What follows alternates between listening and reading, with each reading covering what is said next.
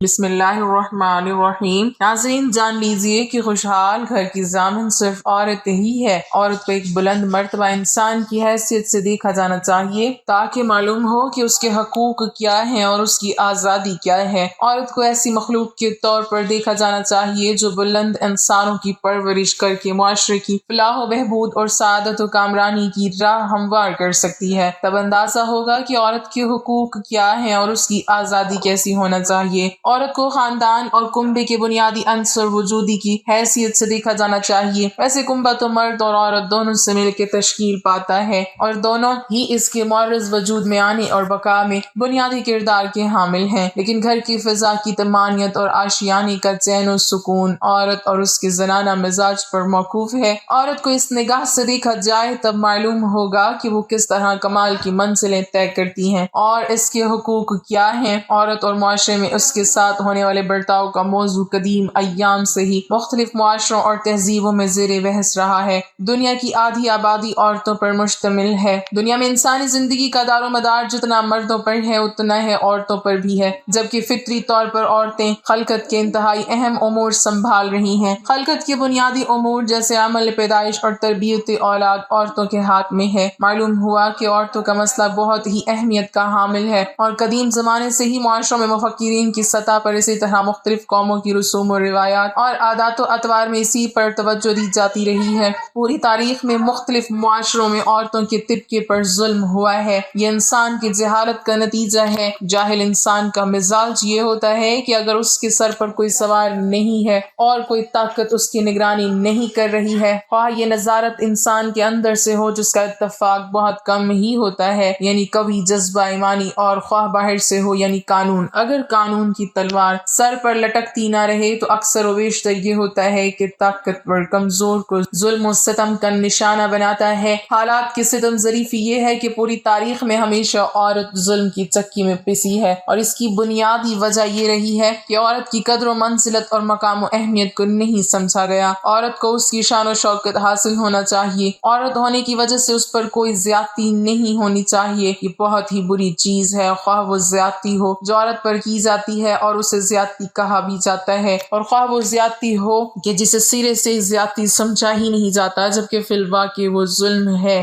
زیادتی ہے۔ مثلاً یہی بننا، سنورنا، واہیات، میک اپ اور اسے استعمال کی چیز بنا دینا، یہ عورت پر بہت بڑا ظلم اور سراسر زیادتی ہے۔ شاید یہ کہنا غلط نہ ہوگا کہ یہ عورت کے حق میں سب سے بڑی ناانصافی ہے، کیونکہ یہ چیز اسے ارتقاء اور کمال کے تمام اہداف اور امنگوں سے غافل اور منحرف کر کے انتہائی بے وقت اور گھٹیا چیزوں میں مشغول کر دیتی ہے۔ انسان نے اپنے تمام تر دعووں کے باوجود، اپنی تمام تر پرخلوص اور ہمدردانہ مساعی کے باوجود، عورت کے سلسلے میں انجام دیے جانے والے علمی اور ثقافتی کاموں کے باوجود ہنوز دونوں صنفوں، بالخصوص صنف ناسک کے بارے میں کوئی صحیح راستہ منتخب اور طے کرنے میں کامیابی حاصل نہیں کی۔ دوسرے لفظوں میں زیادہ روی، کج روی اور غلط نتائج نکالنے اور پھر اسی بنا پر زیادتی، ناانصافی، ذہنی امراض، خاندان سے متعلق مسائل، دونوں صنفوں کے روابط اور میل ملاپ سے متعلق مشکلات آج بھی انسانی معاشرے میں لا ینحل باقی ہیں۔ یعنی جس انسان نے مادی شعبوں میں فلکیات کے میدان میں سمندروں کی گہرائیوں میں اتر کر بے شمار دریافتیں کی اور جو نفسیات کی موشگافی اور سماجی و معاشی امور میں باریک بینی کا دم بھرتا ہے اور حقیقت میں بھی بہت سے میدانوں میں اس نے ترقی کی ہے، اس عورت کے مسئلے میں ناکام رہا ہے۔ دوسرا شخص ہی غلط ہے۔ اس میں نہ مانو کی نحوست ہر طرح کے تعلق پر اثر انداز ہو رہی ہے۔ میاں بیوی اگر اپنی غلطی کا اعتراف نہ کریں تو گھر کا امن پارا پارا ہو جاتا ہے۔ اولاد اور والدین کے مابین اگر اعتراف جرم کا فقدان ہے تو شفقت و اطاعت کا شیرازہ بکھر جاتا ہے۔ بہن بھائی اگر ایک دوسرے پر الزام تراشی کرتے رہیں تو ان مقدس رشتوں میں بھی ایسی دراڑیں پڑ جاتی ہیں جو آنے والی نسلوں میں ایک دوسرے سے دوری کا باعث بنتی ہیں۔ کسی ادارے کے ملازمین اگر اپنی کمزوریوں کا ملبہ دوسروں پر گراتے رہیں تو معاشرے کا نظام اس ملبے تلے دب جاتا ہے۔ لہٰذا ہم میں سے ہر ایک کو چاہیے کہ وہ اپنے اندر موجود اس بری خصلت کی گہرائی تک پہنچے اور اس کو جڑ سے اکھاڑ پھینکے۔ ناظرین، قبولیت اعمال ایک راز ہے جو موت کے بعد ہی کھلے گا، اور اگر اعمال کے قبول ہونے کا معلوم کرنا اتنا آسان ہوتا تو ریاکاروں اور بدعتیوں کی اتنی کثرت نہ ہوتی، لیکن شریعت نے اعمال کے قبول ہونے کا معیار اور شرط بتا دی ہے کہ عمل کرنے والے کا عقیدہ دین اسلام اور سنت کے مطابق اور ہر چیز میں خلوص اور سچائی ہو اور اپنے نیک اعمال کو برباد برباد کرنے والے گناہوں سے بچتا ہو تو اسے اللہ تعالیٰ سے قبولیت اور فضل کی امید رکھنی چاہیے۔ نیکیاں قبول یا ضائع ہونے کی علامات اور ہدایات کے لیے ارشاد فرمایا، جس میں انہوں نے حج کی سعادت پانے والوں کے لیے کہا کہ کائنات کو بنانے کا مقصد اللہ کی عبادت ہے اور عبادت کی قبولیت کے لیے محنت اور جدوجہد ضروری ہے۔ چنانچہ بے ایمان ہونے کی وجہ سے کافر اور منافق کا کوئی بھی عمل آخرت میں فائدہ نہیں دے گا، لیکن انہیں دنیا میں پورا بدلہ دے دیا جائے گا۔ عمل کی قبولیت کے لیے سنت کی پیروی لازمی ہے۔ اخلاص کا مطلب یہ ہے کہ نیکی کرنے کا مطلب اور مقصد صرف اللہ کی رضا ہو، جس کے لیے خلوص نیت بہت اہم چیز ہے، کیونکہ نیت کی وجہ سے چھوٹا عمل بھی بڑا بن جاتا ہے۔ انہوں نے یہ بھی کہا کہ ایمان و تقوی کے ساتھ نیکی کے لیے دلی رغبت، نیکی پر ثابت قدمی اور انسانی اعضاء کا صحیح سلامت رہنا نیکی قبول ہونے کی علامت میں سے ہیں۔ اگر انسان کو بندگی کی اصلی پہچان مل جائے تو اسے اپنی ساری زندگی کی عبادات بھی ناچیز نظر آئیں۔ تو اسی لیے تو عظیم ترین عبادات کی بات بھی استغفار سنت نبوی ہے، اور مومن کبھی بھی اپنی نیکی پر غرور نہیں کرتا بلکہ اللہ سے قبولیت کا امیدوار رہتا ہے۔ چنانچہ قبولیت کے لیے دعا اور شکر گزاری کرتا رہتا ہے۔ شکر کرنے پر اللہ کی طرف سے قبولیت کا وعدہ ہے، لیکن کچھ ایسی عورتیں ہیں جن کی نماز ان کے منہ پر ماری جائے گی، کیونکہ وہ عورتیں نماز تو پڑھتی ہیں اور جنت میں جانے کے لیے ان کے لیے صرف نماز پڑھنا کافی نہیں ہے کہ وہ جنت تک انہیں پہنچا دے، کیونکہ وہ ایسی عورتیں جو نماز خوب پڑھتی ہیں، خوب روزے رکھتی ہیں اور ایک روزہ نہیں چھوٹتا، لیکن ان کی نماز کا کوئی فائدہ نہیں اور ان کی نماز ان کو جہنم کی آگ سے نہیں بچا سکتی، کیونکہ وہ ایسی نیکیوں کے ساتھ ایسے گناہ کرتی ہیں جو ان کو جہنم میں لے کر جائیں گی۔ کیونکہ آپ صلی اللہ علیہ وسلم نے فرمایا، دو چیزیں اسلام نے ہم کو دی ہیں، پہلی ہے حقوق اللہ، دوسرا ہے حقوق العباد۔ پہلے اللہ کے حقوق، بعد میں بندے کے حقوق۔ اللہ کے حقوق میں نماز، روزہ، زکوٰۃ اور حج ہے۔ اس کے بعد جو حقوق العباد ہیں وہ بہت مشکل ہیں، کیونکہ اگر حقوق اللہ میں سے آپ نے کوئی ایک حق ادا نہ کیا اور اس کے بعد اللہ تعالیٰ سے آپ توبہ کریں تو اللہ تعالیٰ معاف فرما دے گا، کیونکہ وہ غفور الرحیم ہے۔ لیکن اگر حقوق العباد میں سے کسی حق میں پامالی ہو گئی تو حقوق العباد کی معافی نہیں ہے۔ ناظرین، اب ہم آپ کو ان عورتوں کے بارے میں بتاتے ہیں جن کی نماز یا کوئی بھی نیکی قبول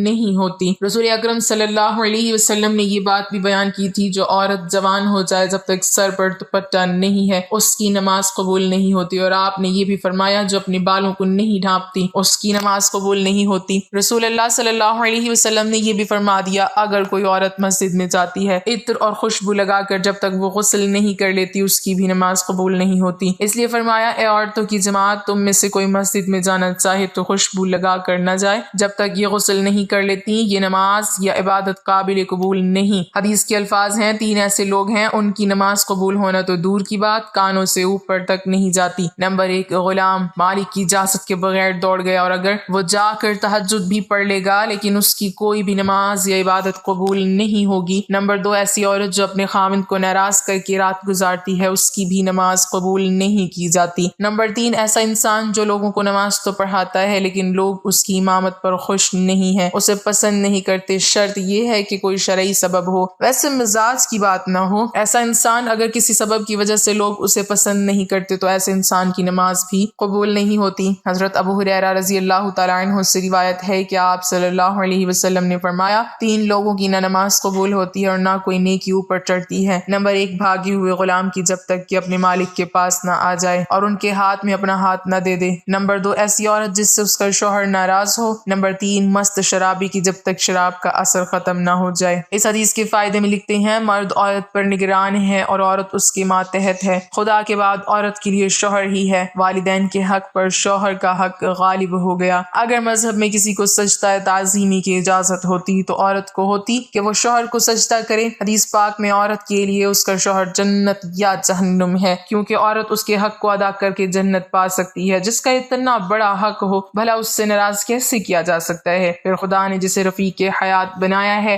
زندگی بھر کا ساتھی اور معاون بنایا، دنیا میں جس کے بغیر گزارا نہیں، اسے کیسے ناراض رکھا جا سکتا ہے؟ اس لیے اگر شوہر ناراض ہو جائے تو اسے راضی کرنے کی کوشش کرنی چاہیے، کیونکہ اس کے بغیر دنیا آخرت میں نقصان ہے۔ حضرت عائشہ رضی اللہ تعالیٰ عنہ کی روایت ہے کہ نبی کریم صلی اللہ علیہ وسلم نے فرمایا، بالغ عورت کی نماز سر ڈھانپے بغیر قبول نہیں ہوتی۔ اس حدیث میں نماز کے دوران سر ڈھانپنے کا حکم ہے، چنانچہ اگر عورت دوران نماز سر نہ ڈھانپے تو اس کی نماز نہیں ہوتی۔ عورت کو نماز میں ہاتھ، پاؤں اور چہرے کے علاوہ باقی سارا بدن ڈھکنا ضروری ہے، سینہ بند ضروری نہیں۔ اس لیے ایسے باریک کپڑوں میں جن سے بدن جھلکے تو نماز نہیں ہوتی۔ ہوتی. جو کپڑے ایسے باریک ہوں کہ ان کے اندر سے بدن نظر آئے ان سے نماز نہیں ہوتی. نماز کے لیے دوپٹہ موٹا استعمال کرنا چاہیے. چہرہ، دونوں ہاتھ اور دونوں پاؤں ٹخنوں تک، ان 3 اعضاء کے علاوہ نماز میں پورا بدن ڈھکنا عورت کے لیے نماز کے صحیح ہونے کی شرط ہے. اس کے بغیر نماز نہیں ہوگی. خواتین کا یہ کہنا کہ جب بندوں سے پردہ نہیں تو خدا سے کیا پردہ،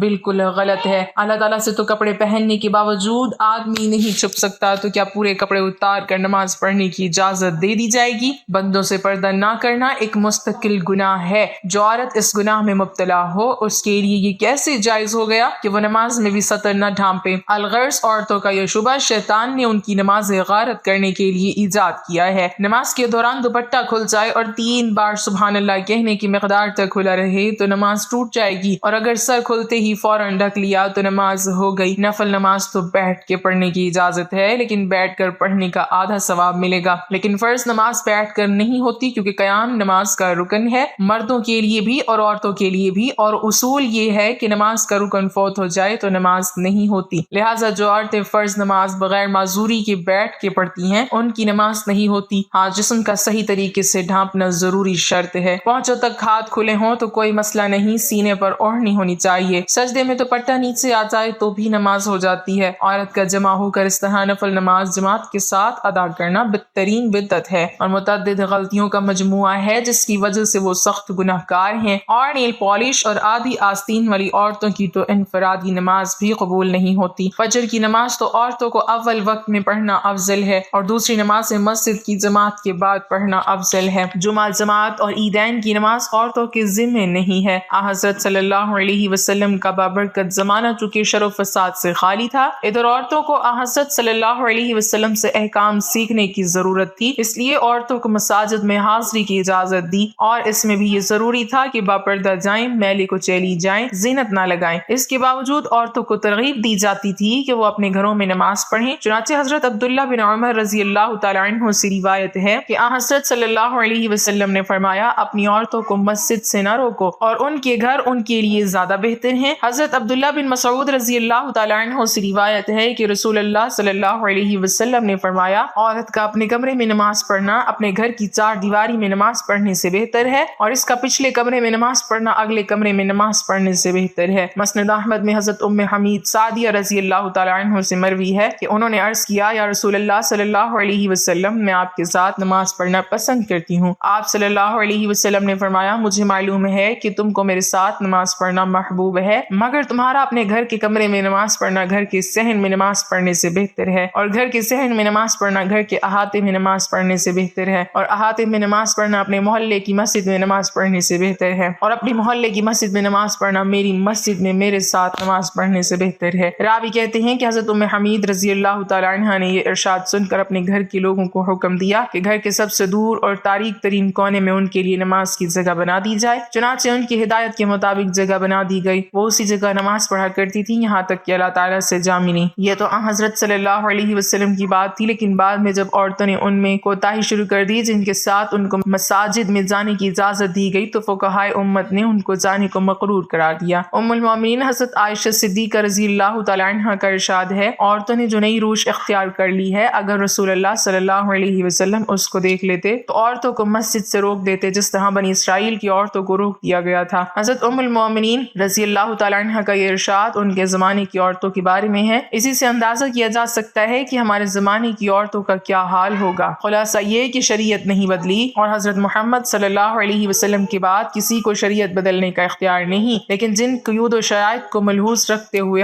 حضرت صلی اللہ علیہ وسلم نے عورتوں کو مساجد میں جانے کی اجازت دی. جب عورتوں نے ان قیود و شرائط کو ملحوظ نہیں رکھا تو اجازت بھی باقی نہیں رہے گی. اس بنا پر فقہائے امت نے جو در حقیقت حکمائے امت ہیں عورتوں کی مساجد میں حاضری کو مکروہ قرار دیا. گویا یہ چیز اپنی اصل کے اعتبار سے جائز ہے اگر کسی عارضی کی وجہ سے ممنوع ہو گئی ہے، اور اس کی مثال ایسی ہے کہ وبا کے زمانے میں کوئی طبیب امرود کھانے سے منع کر دے. اب اس کے معنی یہ نہیں کہ اس نے شریعت کے حلال و حرام کو تبدیل کر دیا، بلکہ مطلب یہ کہ ایک چیز جو جائز و حلال ہے وہ ایک خاص موسم اور ماحول کے لحاظ سے مضر صحت ہے، اسی لیے اس سے منع کیا جاتا ہے. اللہ پاک ہمیں دین کی سمجھ نصیب فرمائے اور ہمارا خاتمہ ایمان پر فرمائے. آمین.